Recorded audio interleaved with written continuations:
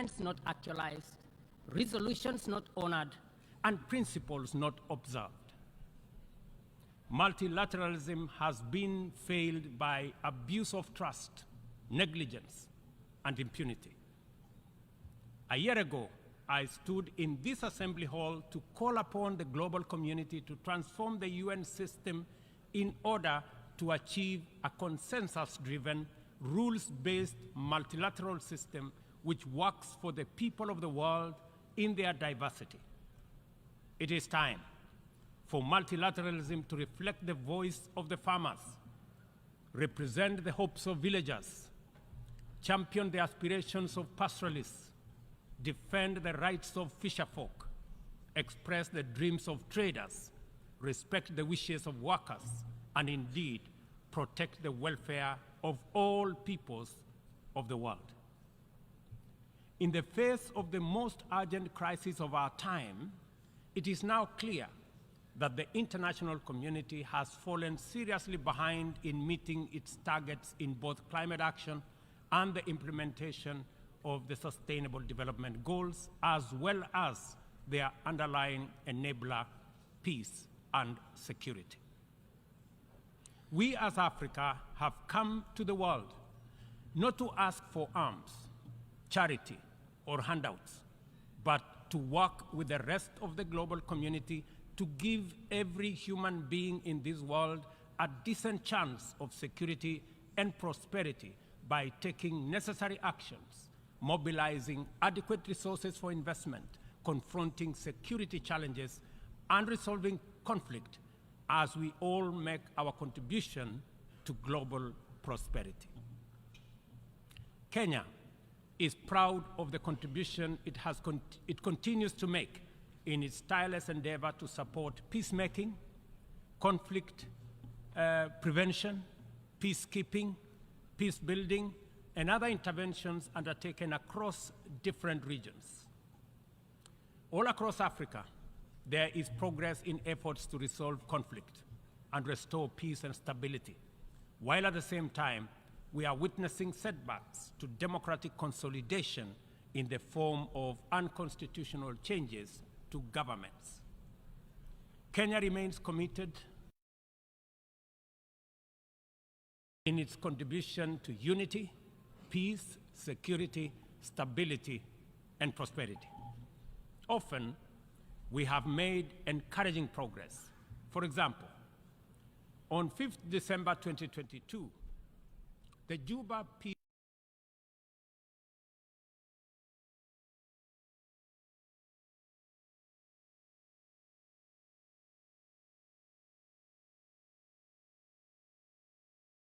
mistrust between the global north versus the global south, developed versus developing, rich versus poor, polluters versus victims, and net emitters versus net victims, which complicate and frustrates multilateralism, is the inevitable result of promises not kept, commitments not actualized, resolutions not honored, and principles not observed.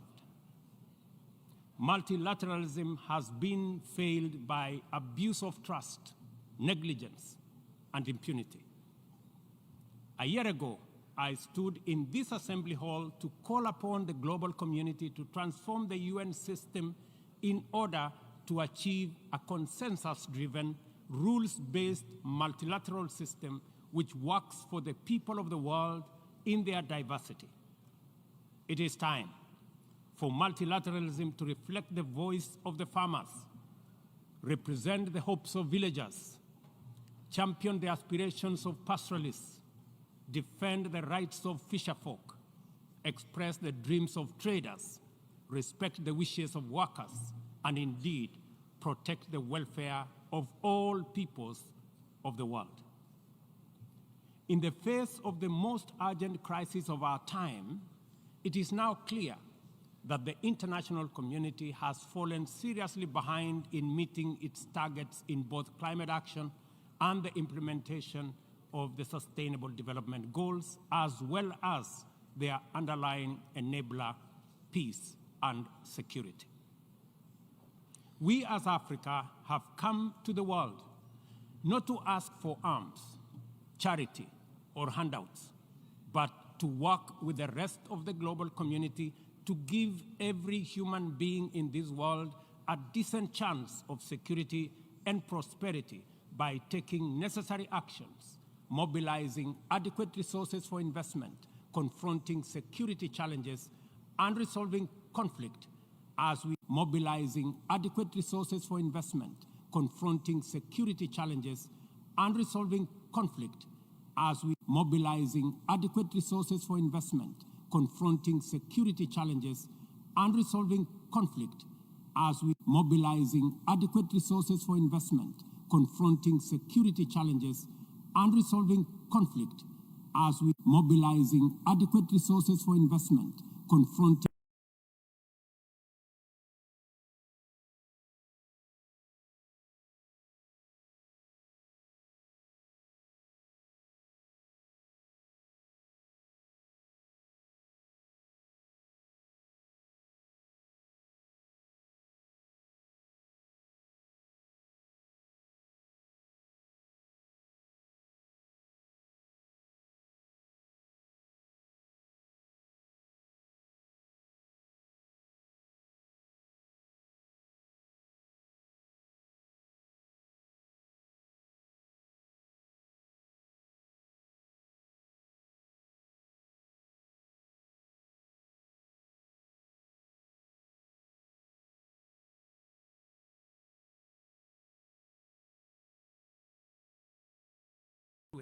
and there are many, as a great friend and true sibling of Haiti.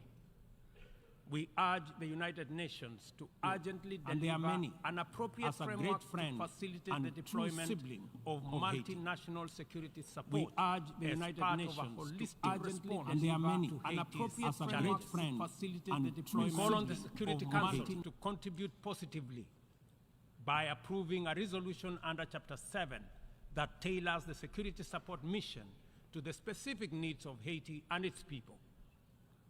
This should be part of a comprehensive strategy that includes delivering humanitarian aid, supporting livelihoods, instituting reforms, and fostering a political process guided and owned by Haitians, all in the aim of enabling free and fair elections within a reasonable time frame. We are encouraged by many countries which have already stepped forward to take part in this solidarity. We must recognize that stability, peace, and security form the foundation on which the pursuit and realization of sustainable development and climate action stands. This realization must enable us formulate strategies which treat these initiatives as interconnected, mutually reinforcing, and complementary dimensions of a single agenda.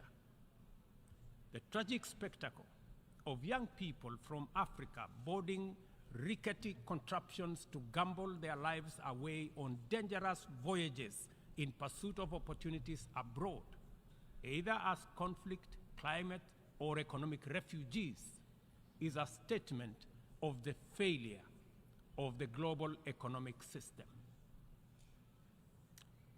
At the recently concluded Africa Climate Summit in Nairobi, we undertook to begin the journey to course correct and execute a paradigm shift in our pursuit for development and climate action.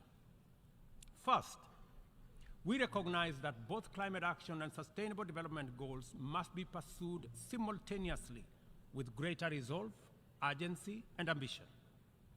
No meaningful development can take place in countries that are also struggling with climate shocks, and yet, at the same time, the frequency of climate emergencies impedes any meaningful development. As a defining outcome of the Africa Climate Summit, we committed Africa to consider the dual problems through an opportunity lens and deliver effective solutions by pursuing a fresh trajectory. Development is a basic necessity for every society. It must happen one way or another.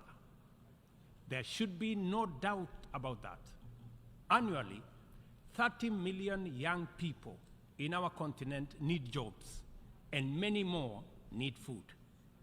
Half of our continent is in the dark without access to electricity in 2023, while hundreds of millions can only cook using biomass because they have no electricity. This is why the commitment of African nations in the Nairobi Declaration is both radical and transformative. Development, in our opinion, is a fundamental imperative, and green growth is the only sustainable way to achieve it. From our standpoint, there is no need to be trapped in a false choice. Sustainable development is robust climate action, and climate action is development. Africa's potential is defined by abundant and diverse resources, ranging from a youthful, highly skilled, and motivated young population, immense renewable energy potential, and mineral resources, including critical minerals, and extensive natural capital endowment, including 60% of the world's unutilized arable land. Capital and technology can find no better returns anywhere than the tremendous investment opportunity in Africa's potential. Such investment would drive green growth, creating jobs and wealth, while decarbonizing global production and consumption.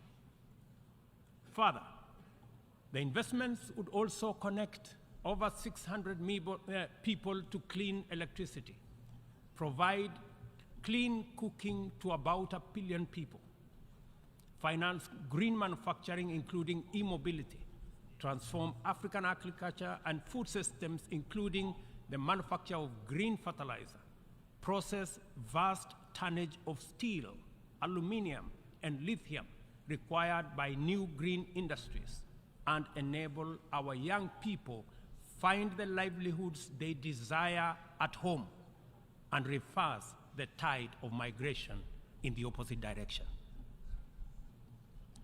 To unlock financing at scale and create incentives for investment at scale in green opportunities, the Nairobi Declaration makes the reform of the international financial system a priority.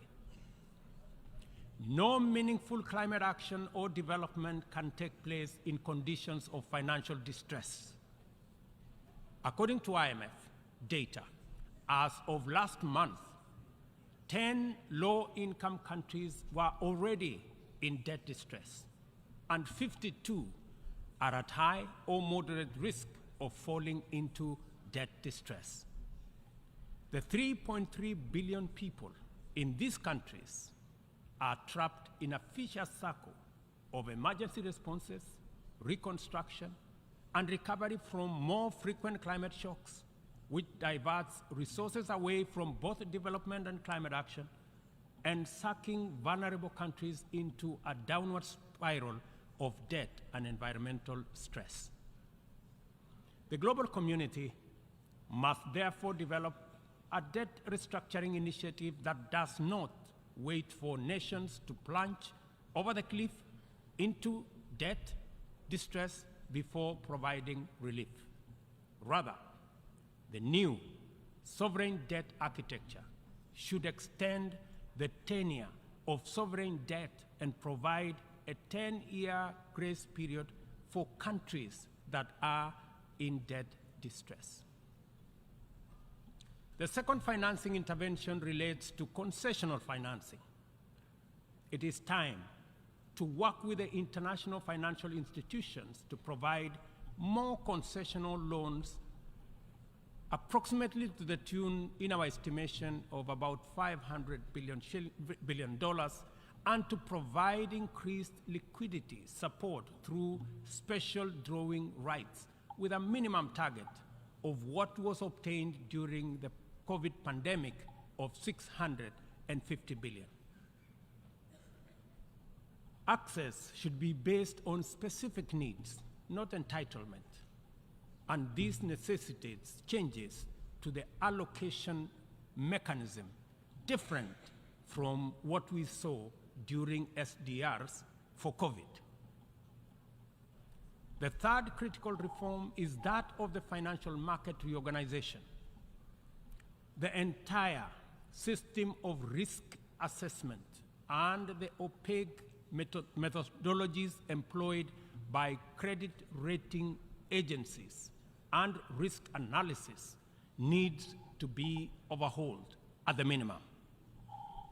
We must all recall the miscalculation of subprime mortgage risks by these agencies 2 decades ago, which precipitated a financial crisis whose effects reverberate to date, and ask the following question: on what basis should we believe that their methodologies are better at assessing risk in faraway frontier markets like ours that are far much more complicated to measure objectively than in assessing the value of financial assets in the markets where they actually operate, and which they got so disastrously wrong? If they got it wrong then, I bet you they have it wrong now. In any case, any objective rating must also take into account principles of responsible sovereign lending and accounting, specifically emphasizing the need for international accounting systems that supports the proper valuation of mineral wealth, natural capital, and ecosystem services in the computation of national GDPs. Until that is done, very wealthy countries will be categorized as poor.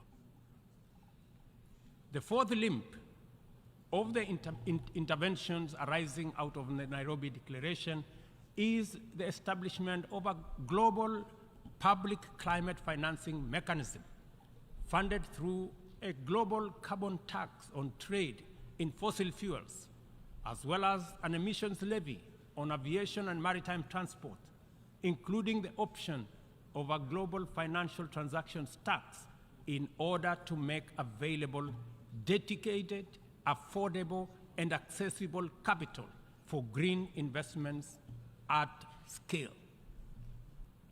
The roadmap to this new and urgently needed institutional infrastructure involves sustained engagement at various multilateral processes, and the instruments to actualize it by 2025 shall be a new global climate finance charter to be negotiated through the United Nations General Assembly, COP28, and associated processes. We understand the facts about our collective situation as a global community and as a member of the United Nations family. We know the magnitude of our shared challenges and common threats. We appreciate that multilateralism is on trial, and our task is to defend it. We also recognize that multilateralism is broken, and it is our responsibility to fix it. From this moment to 2030, and from our problems to their solutions, we are connected by a coherent agenda of robust collective action. We must therefore muster the courage and will to stand together in solidarity and act, to right past wrongs, solve present problems, and secure our collective future, to protect and empower all people and support our friends in need, to restore broken trust, raise hopes high, and keep faith strong, and finally, to pursue, achieve, and sustain positive change in order to make billions of cherished dreams come true. We must start right away, for we have no time to lose. And I thank you. On behalf of the Assembly, I wish to thank the President of the Republic of Kenya and Commander-in-Chief of the Defense Forces for the statement just made. and I request protocol to escort His Excellency. The Assembly will hear an address by His Excellency Wesley Semino, President and Head of Government of the Federated States of Micronesia,